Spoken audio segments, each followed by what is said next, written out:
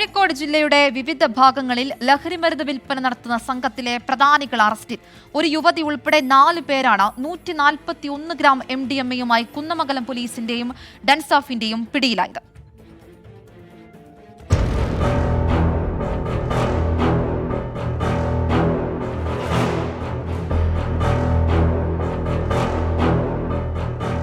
ലഹരി വിരുദ്ധ ദിനത്തോടനുബന്ധിച്ച് കഴിഞ്ഞ 2 ദിവസമായി പോലീസും ഡൻസാഫും വ്യാപക പരിശോധനയിലായിരുന്നു. ഇതിനിടയിലാണ് കുന്നമംഗലം പതിമംഗലത്ത് വെച്ച് യുവതി ഉൾപ്പെടെ 4 അംഗ സംഘം ലഹരി മരുന്നുമായി പിടിയിലായത്.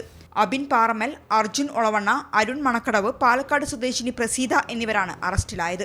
അബിൻ പന്തീരങ്കാവ്, ഒളവണ്ണ ഭാഗങ്ങളിൽ MDMA വിൽപ്പന നടത്തുന്നതായി പോലീസിന് നേരത്തെ വിവരം ലഭിച്ചിരുന്നു. ഈ സംഘം MDMA വാങ്ങാൻ പോയ വാഹനം കർണാടകയിൽ വെച്ച് അപകടത്തിൽപ്പെട്ടു. പിന്നീട് നാട്ടിൽ നിന്ന് മറ്റൊരു കാർ കൊണ്ടുവന്ന് ബംഗളൂരുവിൽ പോയി MDMA വാങ്ങുകയായിരുന്നു.